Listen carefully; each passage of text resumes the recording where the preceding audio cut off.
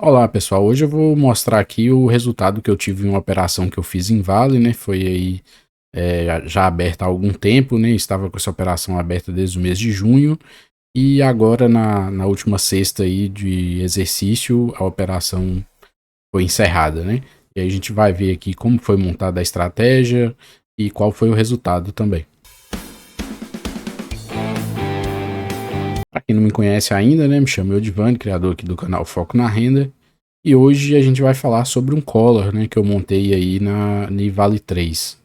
E para quem não sabe ainda como seria a estratégia, né, é uma estratégia no qual você tem seu risco limitado, porque você compra um put. Então, muitas vezes você consegue fazer a operação até com risco zero, né, trazendo aqui para cima daqui do que seria a linha zero, tá? Então, é uma operação em que o que você faz, né? Você compra ali o ativo, né? Você compra aqui o ativo, vende uma call lá mais fora do dinheiro, ou ATM, né? Aí cada pessoa pode montar da melhor forma, né? O que está encontrando ali no momento. Você compra uma put para restringir seu risco, né? Só que esse collar que eu montei foi um pouco diferente. Muitas vezes você pode montar isso aqui, todas as opções ali, né? A call e a put com o mesmo vencimento. Só que eu fiz a operação no qual essa put aqui ela tinha um vencimento mais longo. Eu montei a operação no mês de junho e a put vence ainda no mês de outubro, em 17/10. Eu teria mais tempo, né, para a operação ir a meu favor. Aí, para quem não sabe ainda, né, o que é um collar, tem vídeo aqui no canal explicando a estratégia, né, tanto essa aí com esse vencimento da put diferente, né, seria um collar mais longo ali, um collar calendário, quanto a mais curta. Então pode procurar aí que tem vários vídeos meu falando sobre a estratégia com risco limitado ou sem risco, né? Então eu vou para uma planilha aqui só para a gente mostrar aqui como foi montada a operação, né? Ela foi montada aqui no dia 9 de junho, né? Então eu tinha essa região aqui de suporte, que era interessante, né? O momento para operar, montar a operação. Mas também eu não tinha certeza se Vale não ia continuar caindo aqui, né? Até ela fez isso, começou a cair aqui depois que eu montei, mas eu estava tranquilo na operação porque eu tinha uma put, então meu risco estava limitado, né? Eu tinha um valor máximo que eu ia perder. E caso o ativo subisse, né? Eu esperava que ele não subisse muito, né? Eu esperava que ele ficasse aqui nessa mais parado aqui. Ele até foi aqui para uma região um pouco mais alta, mas mesmo assim a operação ainda deu um bom lucro. Então, eu limitei o meu ganho, mas também tinha limitado a minha perda. Isso aqui não é uma estratégia que você vai ficar fazendo ali com ativos. Ah, é o ativo que eu quero manter em carteira por longo tempo. Não. É uma operação que você está fazendo ali para tentar é, fazer uma taxa maior do que o CDI, mas se der errado você não perder dinheiro, né? Então a estratégia foi essa, né? Eu comprei Vale 3 por 53,13. Comprei uma put, como eu falei, que vencia lá em 17 de dezembro por 1,75 e vendi uma call, né, um pouco ali mais fora do dinheiro, do strike 54,92 que vencia em julho, né, 18/7. Então aqui eu gastei 1,75, aqui eu recebi 1,5, né? Então ali ajuda a pagar um pouco o custo dessa put. E a ideia era o quê? Como eu tinha um tempo até interessante, né? Até 17/10, o vencimento da put, né? Eu teria que ir vendendo calls aí ao longo do tempo para ir pagando, né? E diluindo esse custo. E se o ativo subisse realmente, para gerar o lucro, né? Porque se eu ficasse só vendendo call aqui no 54,92 ou o ativo não subisse ou caísse, aí eu ia ter problema, né? Porque por causa desse valor aqui que eu paguei na put. Mas como era longa e Vale tem mais liquidez, eu ia conseguir, né? A ideia seria essa, conseguir vender call mesmo fora do dinheiro para pelo menos pagar o custo, né, dessa put.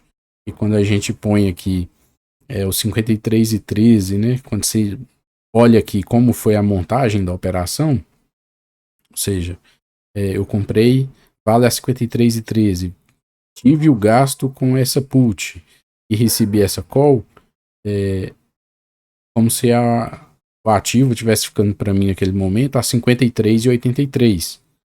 E eu poderia, né, se ela já subisse aí no dia 18/7, eu já saísse aqui no 54,92, né? Então ainda daria um lucro ali de 2%.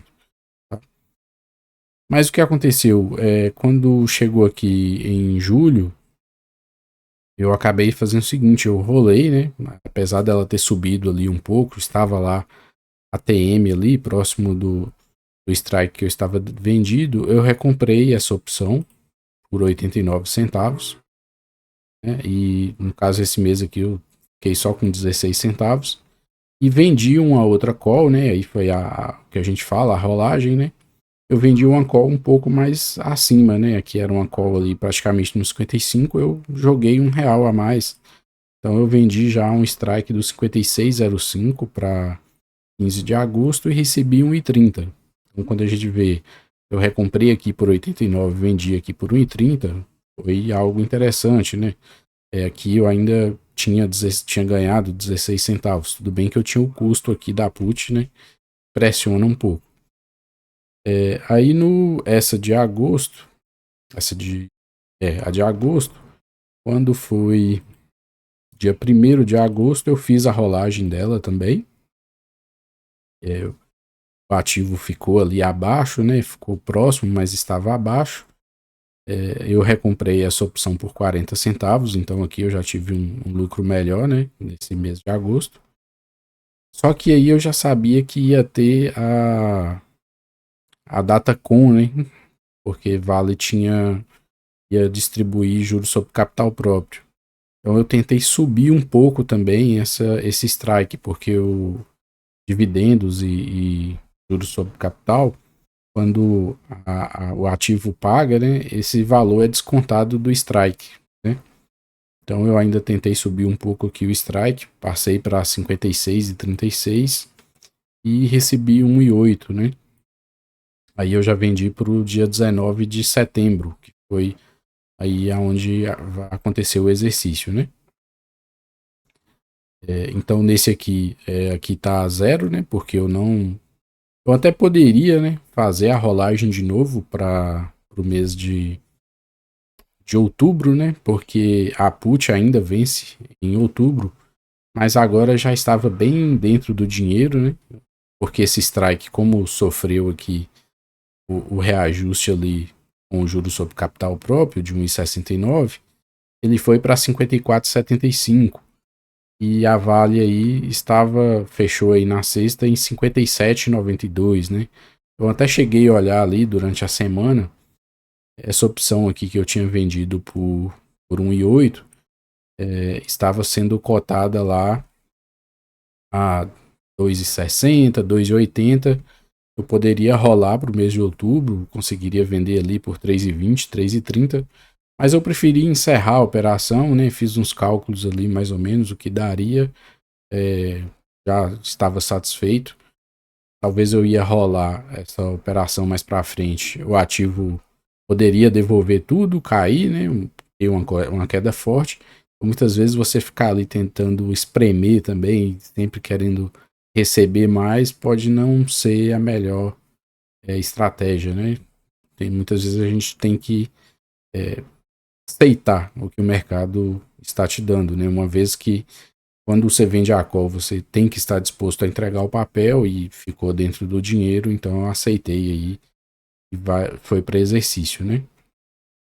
Então quando a gente faz o balanço aqui, né, de toda a estratégia, ou seja, essas saída de caixa, o que teve de ganho aqui, né, nas opções, nessas 3 opções, e o juro sobre capital próprio, né, que é o valor já descontado, né, porque foi declarado 1,89, mas o que caiu na conta mesmo foi 1,69, né? Tô arredondando aqui, sempre tem mais uns números ali. Então o que a gente recebeu aqui foi R$2,08, né? Então beleza. Imaginando, eu comprei o papel lá no início por 53,13, recebi esses R$2,08 e tive que vender por 54,75. Aí eu fiz algumas contas aqui para a gente ver aí realmente quanto que foi o lucro, né, dessa operação aí nesses 3 meses. Então eu fiz essas contas aqui, né? Quando você diminui os 53,13, que é o que eu paguei na ação, e os 2,8, que foi o que eu andei recebendo aí, o meu custo ficaria aí em 51,05. Eu tive que vender o ativo a 54,75, então voltei aí, né, um lucro de 3,70, o que daria 7,25% nesses 3 meses, né? Então, como eu falei, é uma estratégia que você quer ganhar mais do que o CDI, mas quer ter seu risco controlado. Sempre que você quer controlar o seu risco, você deixa de ganhar muito, né? Então, sempre anda aí junto, né? A questão do risco-retorno. Tudo bem que aqui ainda tem a questão de imposto, né? Mas como eu tenho alguns prejuízos a abater, não vai ter também aqui. Mas se a gente for olhar, uma parte aqui já foi tributada, né? Porque esse 1,69, né, que está aqui nesse lucro. Então aí ainda teria 31 mais 8, teria mais 39 centavos aqui. Esse bolo aqui e essa diferença aqui. Então, o 53 ali para o 54, então teria um valor menor aí de apurar ainda para imposto. Então eu creio que mesmo se a gente imaginar 7,25 ali e tirando o imposto, né? A gente pode até calcular aqui os 3,70 que foi ali, tá aqui como lucro, 0,85, ainda daria 3,14 de lucro, né? 3,14 dividido por 51,05 daria ainda 6,15 de lucro, né? Percentual. Nesses 3 meses aí, a gente pode colocar aí que daria 3,60, 3,70, né? O CDI, mas aí também a gente está falando do CDI bruto, o líquido diminui também, né? Então a gente pode dizer que conseguiu aí pelo menos uns 200% do CDI nesse período.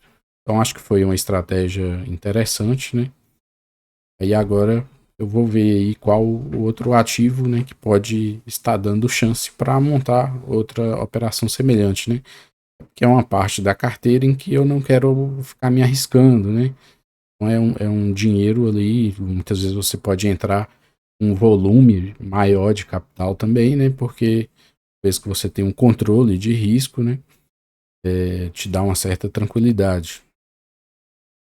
Não, eu tenho as outras, já tem a minha parte lá de renda variável, né? Que eu aceito correr mais risco.